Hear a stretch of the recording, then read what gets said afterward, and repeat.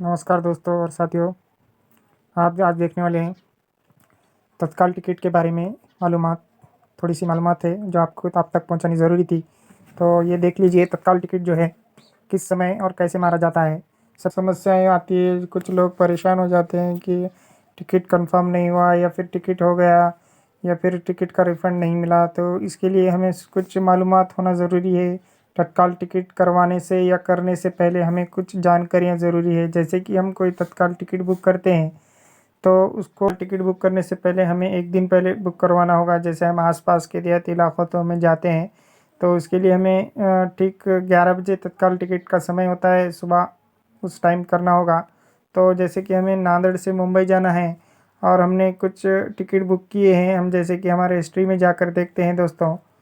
तो ये देखो, यहाँ पर जो अपनी यहाँ पर अपनी प्रोफाइल बनाई, यहाँ पर टिक करने के बाद माय अकाउंट पे टिक करना है और माय ट्रांजैक्शन पर टिक करना है, बुक टिकट हिस्ट्री पर क्लिक करना है। टिक करने के बाद इस तरीके से आपके सामने कुछ विंडो ओपन होगी। यहाँ पर आपको अपकमिंग टिकट दिखा रहा है। जैसे इस पर टिक करने के बाद, जैसे हमने ये 30 तारीख को टिकट बनाई थी मित्रों, हुआ है ये। तो ये हमने कुछ 4 आदमी की टिकट बनाई थी, तो हमारा कुल बिल हो गया था 1793 रुपये जो कि टिकट बुक किए थे। उसके बाद आपका ये टिकट कंफर्म नहीं हुआ, नॉट कंफर्म। तो हमको कुछ इस प्रकार एक मैसेज आएगा, जैसे कि हमें भी एक मैसेज आया है। तो आपको कुछ इस प्रकार अगर मैसेज आ चुका है, या 4 prepaid your ticket is not confirm, automatically refund process for inquiry. तो दोस्तों, कुछ इस प्रकार आपको मैसेज आने के बाद आपको ये बात ध्यान रखना होगा कि आपके जो कस्टमर जो जिसने आप जितने टिकट आपने बनाए थे, उनमें से अगर आपका कोई भी किसी का भी कंफर्म नहीं हो पाता है तो इस प्रोसेस में आपको टिकट कैंसिल करने की ज़रूरत नहीं होगी। अगर आपके दो दो लोगों का कंफर्म हो जाता है और दो लोगों का कंफर्म नहीं होता है, तो इस प्रोसेस में आपको टिकट कैंसिल दो लोगों का करवाना होगा जिसका कंफर्म नहीं हुआ।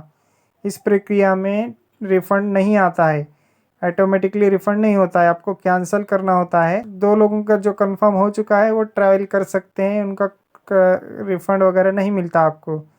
तो इस प्रकार आपको ये मालूम होना ज़रूरी है कि फिर से एक मरतबा देख लो दोस्तों, अगर आपके 4 पैसेंजर थे और चारों का आपने तत्काल मारा था और आपका वेटिंग जा चुका था, तो इस प्रक्रिया में आपके चारों का भी कंफर्म नहीं हुआ तो आपको ऑटोमेटिकली रिफ़ंड मिल जाएगा। लगभग 2 से 5 दिन 6 दिन के बीच के अंदर 5 दिन तक मिल जाता है।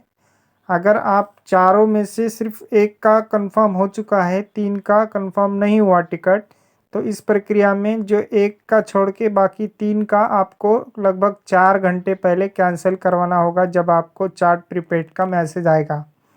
तो ये बात याद रखना होगा, अगर आपने खुद से टिकट बनाई है तो भी आपको ये बात याद रखना होगा, आपने या किसी से करवाई है तो आपको उसको याद दिलाना होगा, ताकि आप वो भी भूले ना और उसका भी नुकसान ना हो, आपका भी नुकसान ना हो।